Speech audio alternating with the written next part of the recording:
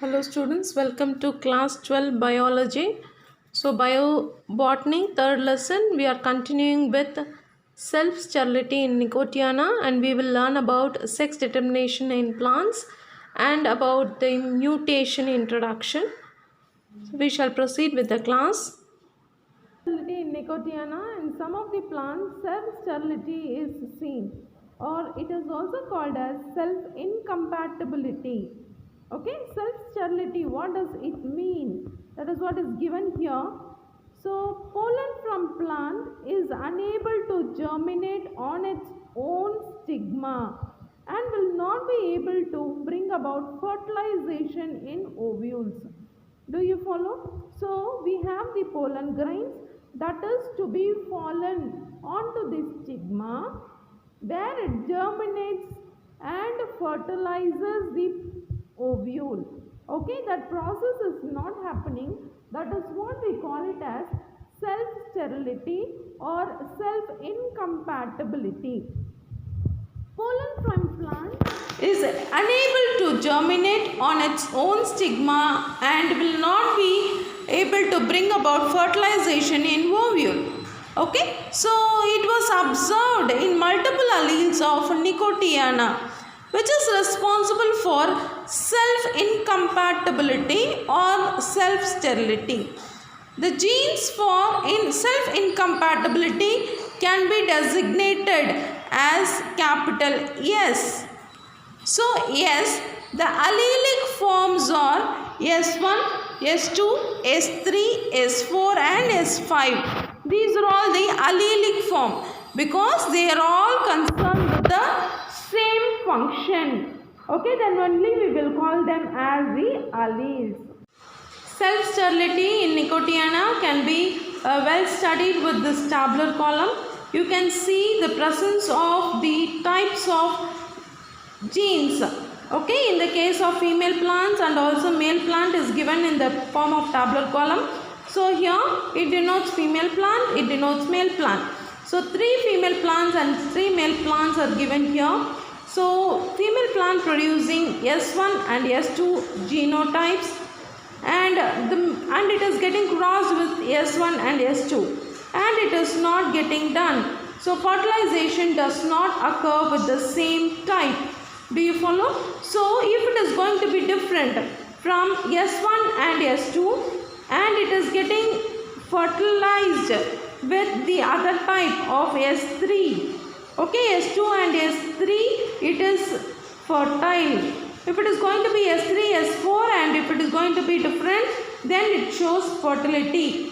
Okay, so you should understand from Nicotiana sterility, when both are similar, there is no fertility seen. You can see for the next parent, that is S2, S3 type, it shows sterility where there is S2, S3 type. Do you follow? Other things are fertile. So you can just see in the third type also, S3, S4, S3, S4, it is sterile. Okay, so when it is having the same kind of alleles, they show the sterility. That is what we should understand from this tabular column. Now we can learn from the picture. So this first picture shows you the female structure of the plant or flower. That is the stigma, that is the sticky portion on top, then style, then coming to the ovary. So ovary possess ovule. Fertilization of the pollen grain should occur with the ovule here. Okay, how does it occur? Pollen grain falling onto the stigma, it germinates to form pollen tube and it mixes with the ovule. That is what we call it as fertilization. Okay, so opposite term to fertilization is only sterility or sterilization. Okay, so once the sterilization is once it is being done, sterility is a character expressed. Okay, so you have the stigma here and the style. Once you are seeing here, pollen grain falling onto the stigma is having different combination compared to what is present in the female part. Okay, so here it is going to be S1, S2 and pollen grain S3, S4, no problem. Okay, so here we have S1, S2 and S3, S1. S3 is compatible and so it is fertilizing. If you are going to see the same variety S2, S1, here also S2, S1 and there is no fertility occurs. Okay, so it shows sterility. When the multiple alleles are going to be same for both male and female, it shows sterility. That is what is about sterility in Nicotiana. Sex determination in plants, about 94% of the flowering plants, they produce the flowers with the male and female organs, that is stamen and carpel. They are described as monomorphic, single morphic. So in a single plant, both the flowers are being produced. About 6% of the flowering plants, they have separate flowers, that is borne on different plants. Okay, so they have two different plants, that is giving one male flower, the other plant gives female flowers. So researchers are interested in studying about the sex determination in plants, and it was done by C. Allen in year 1917. He discovered determination of sex in plants. Okay, so it is controlled by the genes, environment and also the hormone. First we will learn about the papaya plant. Okay, so here sex determination in papaya, the Hawaii researchers discovered that in papaya there are 36 chromosomes present, that is 2n number is 36. So papaya has 17 pairs of autosome and one pair of sex chromosome, that is male plant has got X and Y combination and the female plants are found to have XX combination. So unlike human chromosome, papaya sex chromosomes look like the autosome. It is evolved from autosome. So it is formed from the autosome itself. So functionally there is a distinction between Y chromosome, which carries the gene for the male organ, and X chromosome carries the gene for the female organ. So in papaya, sex determination is controlled by three alleles and they are differentially named as small m, capital M1 and capital M2. Okay, so that we can learn with the help of this tabular column. So when we have the genotypes appearing both in recessive condition, that is small m, then it becomes the restrict maleness, so it becomes female. Follow small m condition that causes the restriction with the maleness so that the female will be formed. So it is homozygous, same homozygous recessive condition. Here when you see, you know, the one is dominant and the other one is recessive. It is a heterozygous condition. This capital M induces, that forms the maleness. So the product formed will be the male. And when you see M2 and M, it is also heterozygous condition. It is different. Capital M and small m is there. So it induces both the sex and it forms the bisexual condition. Do you follow? So here only M1 is present. Here M2 has got the condition where bisexual flowers can be produced. Okay, so M1 or M2 all homozygous dominant, if it is present, they become sterile. See, this condition is weird, where we have all the dominant genes being present that makes a plant to become sterile. Follow? So small m, so that restricts maleness, so it becomes female. If one capital M is present, it will become male. M2 is responsible for bisexual. If all the genes are going to be dominant, it makes a plant sterile. Okay, so coming to sex determination in the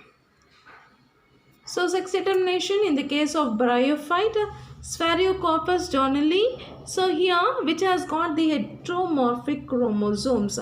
The gametophyte is haploid and the heteromorphic chromosome is present. Male gametophyte as well as female gametophyte is the haploid organism. So in bryophyte we have the organism with the haploid condition also. So once it is denoted with only N, it is called as the haploid condition, 2n is a diploid condition. Okay, so here 8th chromosome, the female has X. 8th chromosome, if it is going to be X, it is larger than the 7 of the other autosomal chromosome. What are autosomes? Which is involved in the controlling of body characters, and the 8th chromosome is going to control the sex of the particular plant. So 8th chromosome in male Y, it is comparatively smaller than the other autosomes. The sporophyte containing XY combination, so because the sporophyte will have 2n, okay, so that we will have the combination of XY also. So here we have the combination of XY and it produces meiospores, that is with some are with X and some are with the Y chromosomes. The meiospores with X chromosome produce female gametophyte and those with Y produces male gametophyte. So that is about the bryophyte. Next is determination in maize plant. Zea maize is the example for monoecious plant, which means both male and female present in the same plant. The types of inflorescence are of two, that is terminal and axillary inflorescence, or it is the lateral inflorescence. Okay, so terminal inflorescence appears with the help of the apical meristem. The lateral inflorescence develops the pistillate flowers from the axillary bud. So terminal bud gives terminal inflorescence and lateral bud gives the lateral inflorescence. Unisexuality in maize occurs through the selective abortion of the stamen. See, for here, the ear or cob or the lateral inflorescence, the stamens are getting aborted. The substitution of two single gene pairs, BA for barren plant and TS for tassel seed, makes the difference between monoecious and dioecious plant. The allele for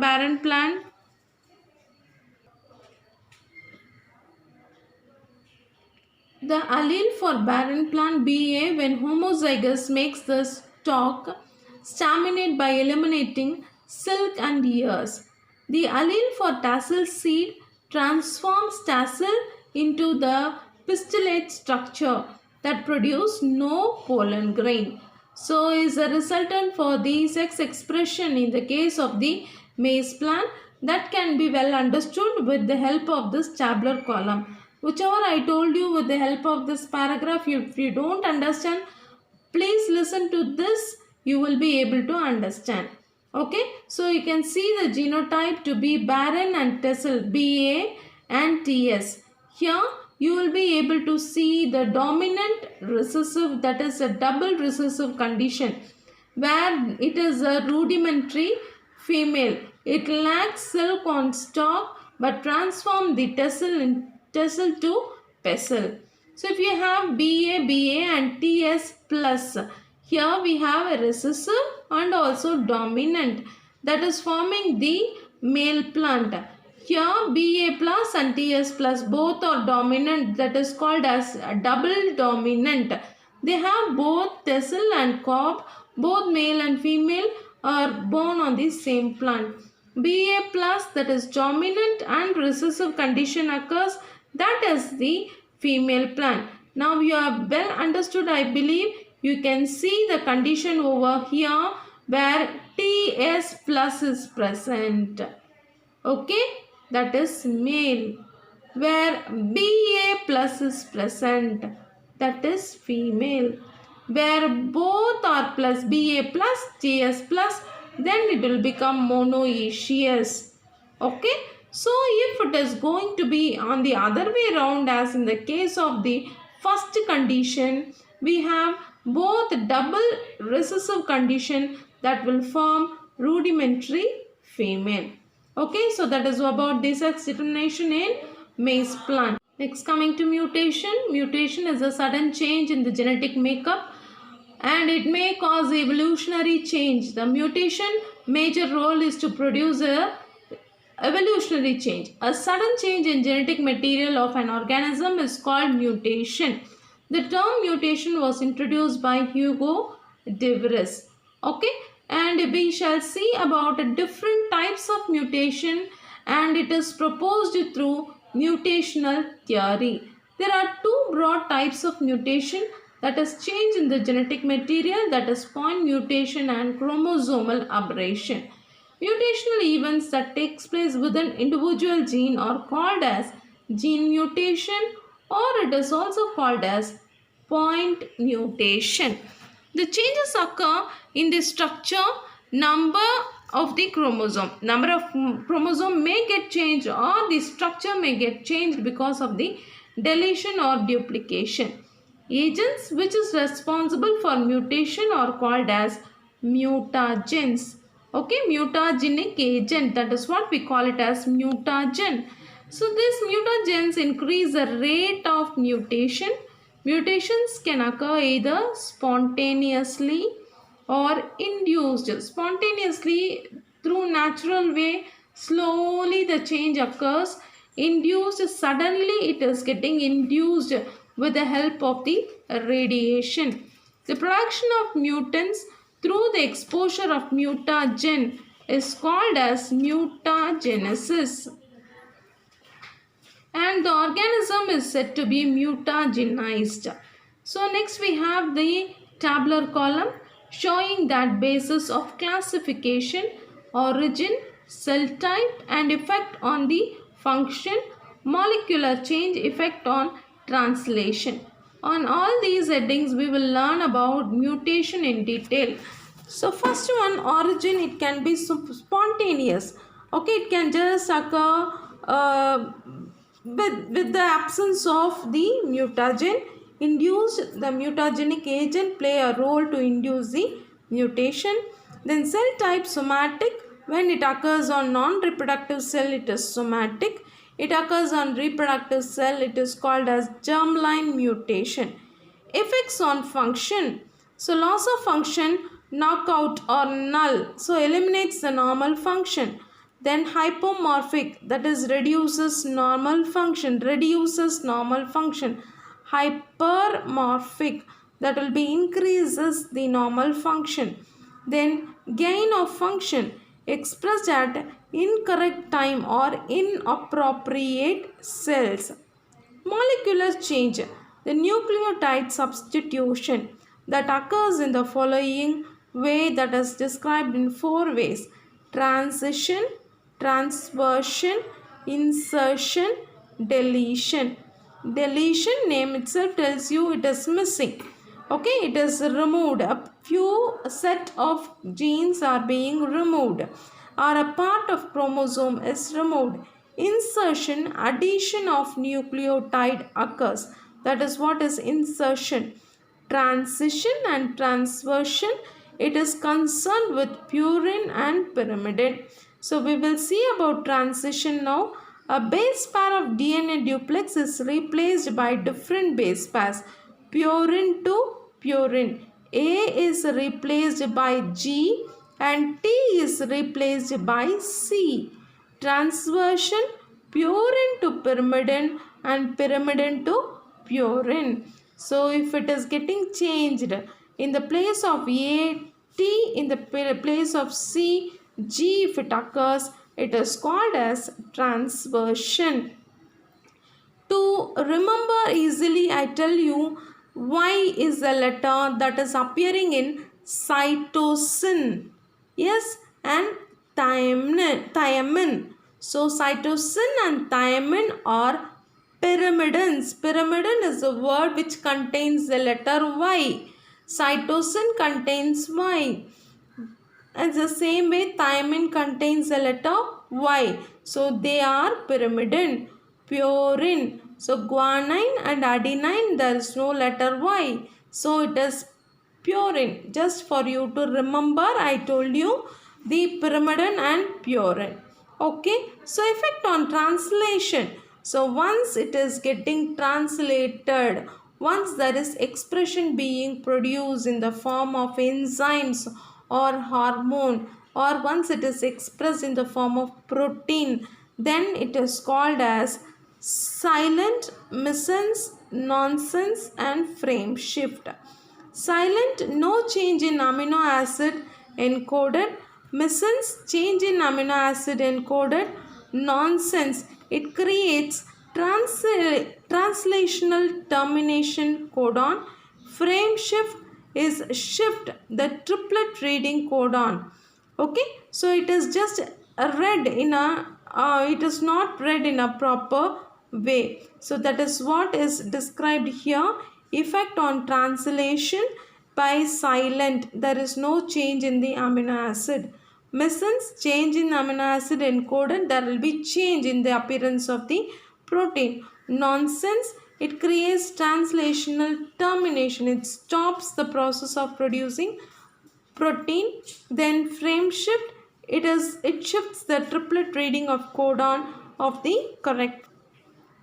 So types of mutation. So there are two general classes of gene mutation. Mutations affecting single base or single base pair of a DNA is called as point mutation. Mutations alerting the number of copies of small repeated nucleotide sequence within the gene. Mutations alter the number of copies. Okay, so that is one type of mutation. Here, point mutation, it refers to only one gene. Point mutation in DNA is categorized into two main types: base pair substitution or base pair insertion or deletion. So, base pair substitution, one is getting substituted by the other. It can be transversion or transition. So addition or deletion are actually additions or deletions of nucleotide pairs and also called as base pair addition or deletion. They are collectively termed as indel mutation. Substitution mutation or indel mutations affect the translation. Based on these different types of mutations are given below, that is silent, missense, nonsense and frame shift mutation, which we discussed along with the tabular column. See, the mutagenic agent, the agents causing mutation are called as mutagenic agent. They are the mutagens may be physical mutagen or chemical mutagen. Muller was the first to find the physical mutagen in the case of Drosophila.